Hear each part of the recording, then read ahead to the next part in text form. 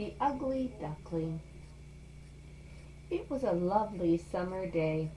The wheat was golden and wildflowers dotted the meadows. Besides them were cool forests with deep lakes.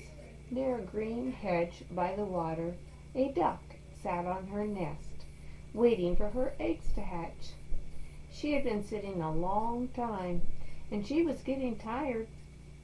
At last, one shell cracked, then another, and from each egg a little duckling poked its head out and cried, "Cheep, cheep." The mother duck was overjoyed. "Quack, quack," she said happily. Then she saw that one egg still had not hatched. With a sigh, she settled back down onto her nest. "How are you getting on?" called an old duck as she passed by with her little brood. "One of my eggs still hasn't hatched," replied the mother duck.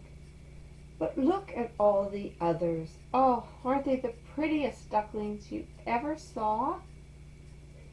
"Indeed," the old duck agreed. "But let me look at the egg that won't hatch. It might be a turkey egg, perhaps. Once I was tricked into hatching a turkey, and after all my trouble, the young turkey wouldn't go in the water." The old duck looked at the egg, which was larger than the others. It was gray in color. "Yes, that's a turkey egg, all right. Just leave it alone. Come teach your own little children how to swim." But the mother duck refused.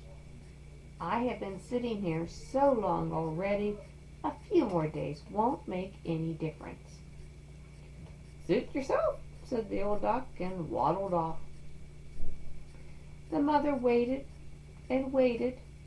Then, with a crack, the egg finally hatched, and out popped the last duckling. He was a very strange-looking duckling, very large and gray. Even his mother had to admit that he was rather ugly. "Oh dear," she thought, "maybe it was a turkey egg after all.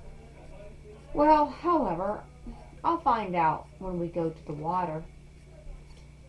Early the next morning the mother duck led her little brood to the river. It was a bright sunny day, perfect for swimming. "Quack, quack," she cried, and she jumped into the water with a splash. One by one the ducklings followed. At first they sank to the bottom, but soon they all bobbed right back up again, and before long they were all swimming very nicely, including the ugly duckling. "How skillfully he uses his feet," his mother said. "How well he holds up his head. He's definitely not a turkey. He is my very own duckling, and if you look at him closely, he's not as ugly as you think he is at first." Feeling very proud, she beckoned her duckling out of the water, and she marched them towards the barnyard. She wanted to introduce them to the other animals. Along the way, she instructed her ducklings how to behave properly. "Hold up your heads and don't turn in your toes. And bow to everyone, especially the old duck, the one with the red rag tied around her leg. She is of Spanish blood, and she's very noble. Now here we are. Now be sure to say 'quack' to everyone." The little ducklings had learned their lessons well, and they did exactly as they were told. The older ducks looked them over carefully. "Another brood of ducklings," sighed one old gray duck, "as if there weren't enough already." Then he pointed to the ugly duckling. "This one is so big and awkward looking. We don't want him here." The large gray duck then bit the ugly duckling. "He's not doing you any harm," the mother cried. "Leave him alone." The old duck with the red rag on her leg spoke. The others are very pretty, but that last duckling is rather ugly." "Well, that can't be helped," said the mother. "He swims very well, and he's very polite. I'm sure he will turn out fine." "Well, very well," said the old duck. "He can stay. Go ahead, make yourselves at home." The other ducklings were treated well, and in a short time they felt comfortable in their new surroundings. But everyone was mean to the poor ugly duckling. Some ducks bit him, some made fun of him. The chickens and the geese teased him and bullied him, and the turkey, who acted as if he were king of the barnyard, said, "That duck is so ugly I can barely stand to look at him." And then he flew at the duckling and scratched at him with his claws. The ugly duckling's brothers and sisters were not kind to him either. "Oh, you're ugly," they scoffed whenever they looked at him. "How we wish the cat would get you." Day by day the animal's scorn grew worse. Finally one evening the ugly duckling overheard his mother say that she wished he would disappear.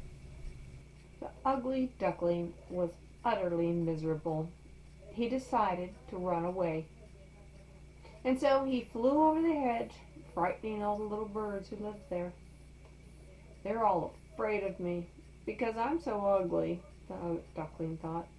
Then he flapped his wings and he flew away to the great marsh where the wild ducks lived. There he settled for the night. Early the next morning the wild ducks noticed the ugly duckling, and they stared at him with curiosity. "What kind of duck are you?" he asked. The ugly duckling bowed politely. "I don't know," he replied humbly. "Well," the wild duck said, "you're certainly very ugly, but you seem to be nice enough, and so as long as you don't wish to marry into our family, you can stay with us." The ugly duckling agreed, and they all flew across the marsh together. But suddenly there was a loud pop, and 2 wild ducks fell dead among the reeds. Soon there were popping sounds all around.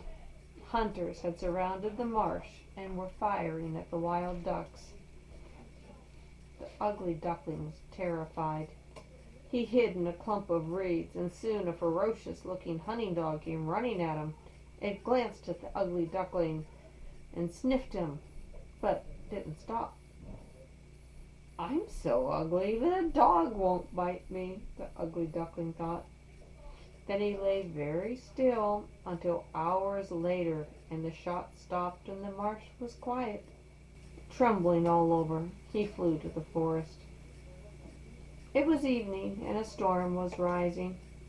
The rain began to fall hard, and the duckling could not go on. He stopped at a little cottage, and finding the door open, he went inside. An old woman lived in the cottage with her prize hen and a big tomcat, which she loved very much. When the duckling entered, the hen began to cluck, and the cat began to meow.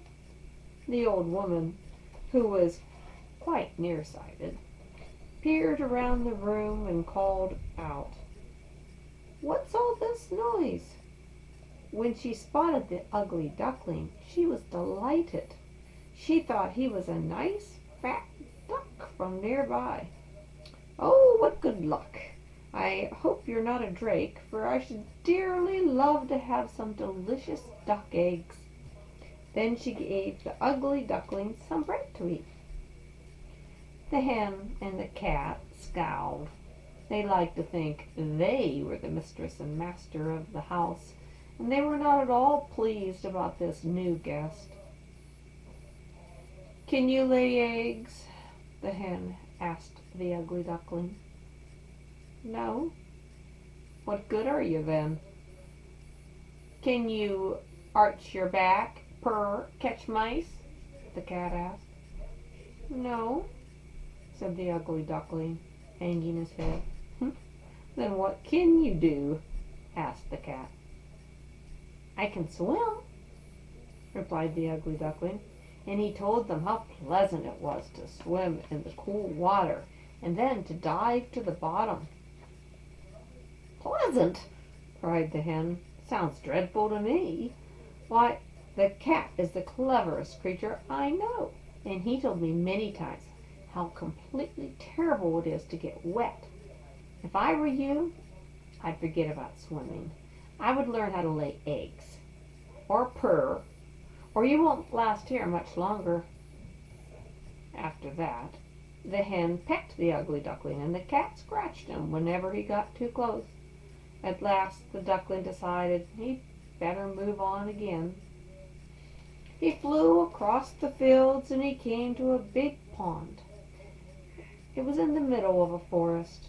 Here he could swim and dive just as much as he liked, but he was careful to avoid all other creatures, for he had grown so ashamed of his ugly appearance. Autumn came. The leaves on the trees turned red and gold. The wind grew sharp and cold.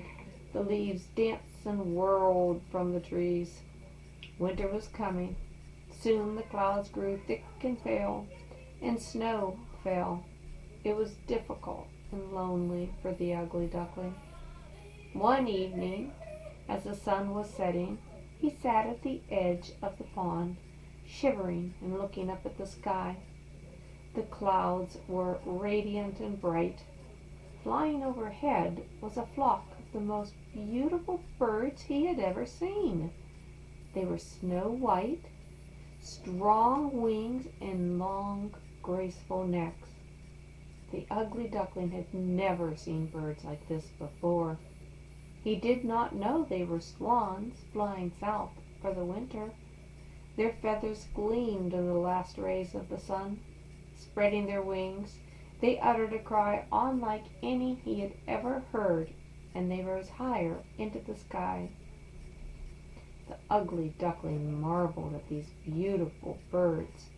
Without knowing why, he stretched out his neck, and he called after them, a cry so strange that it frightened him. And then the gorgeous birds were gone. Although he did not know what they were called, he had never felt so close to any living creature before. He felt a deep longing to be as proud and as lovely as they were. But what would such a beautiful bird say if they were to see me? He thought to himself. The winter grew cold and fierce. Now the poor ugly duckling had to swim in circles all day long just to keep the water from freezing. Every night the space he swam in grew smaller and smaller. At last the pond froze so hard that the ice crackled. The ugly duckling became so exhausted from trying to keep a pool clear for swimming that he fainted. The next morning, a peasant who was passing by spotted the cold creature. He picked up the duckling and carried him home to his wife and children. The wife placed the little duckling near the warm fire, and soon he woke back up. Wanting to play with the duckling, the children ran towards him. Their quick movements, however, frightened the duckling. He fluttered up and he knocked over the milk jug.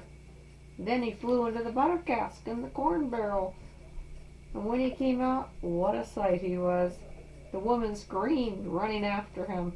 The children laughed and tumbled over each other, trying to catch him. The poor ugly duckling barely managed to escape out the window. Exhausted and heartsick, he hid in the bushes.